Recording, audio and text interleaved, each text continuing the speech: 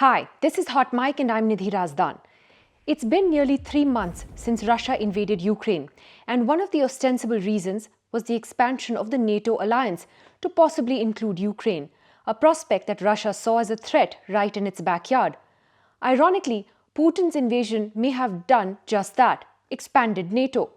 Sweden and Finland have now formally applied to join the security alliance, and it has been prompted by Russia's war.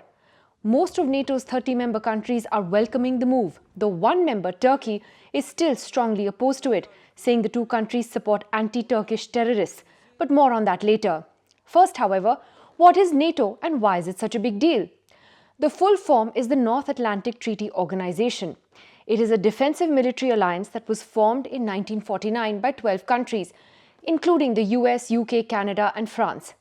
NATO members have agreed that they'll come to one another's aid if they come under armed attack. That's one key reason why the West has not fought for Ukraine on the ground. Ukraine is not a member of NATO, and NATO countries do not want to risk an escalation by confronting Russian forces themselves, which would lead to an all-out conflict between Russia and the West. NATO's original aim, in fact, was to counter Russian expansion in Europe after World War II. After the Soviet Union collapsed in 1991, many of its former Eastern European allies joined NATO. The process to become a NATO member takes about a year, and all member states have to agree that a new country can join. However, in this case, it may take less time because the West is keen to expand the alliance.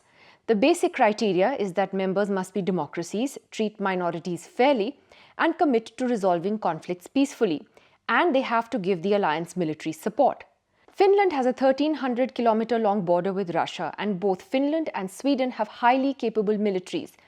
NATO members have also to agree to spend 2% of their GDP on defense, a target that Finland has already met and Sweden has promised to meet soon. Sweden and Finland's move to join now is significant because both countries have been politically neutral for many years.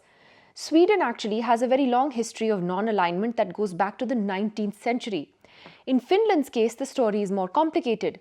The then Soviet Union invaded Finland in 1939, but they could not manage a full takeover.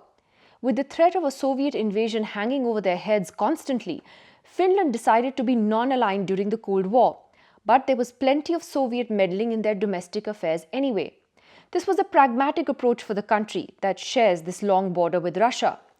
In recent years, both Finland and Sweden have actually been cooperating quite a lot with NATO without actually being formal members.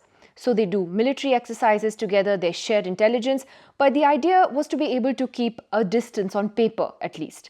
Until now, this was a stand that suited both countries politically and strategically. But Russia's invasion of Ukraine has changed everything, with public opinion strongly in favor of joining NATO in both countries. So what does this mean now? Well, the main thing will be to see how Russia reacts to all this.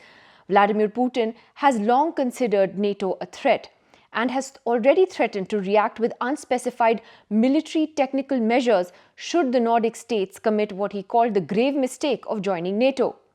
The Kremlin has warned that the general level of military tensions will increase in Europe if the alliance actually expands on Russia's doorstep. Analysts say that Finland's or Sweden's NATO membership may, however, not anger Putin the same way if a former Soviet republic had joined.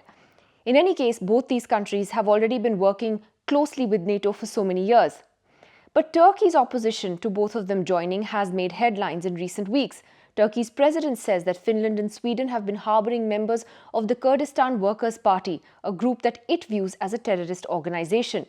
However, the US has said it's confident that both Finland and Sweden will join NATO despite Turkish objections. The next few months will be critical. Stay tuned.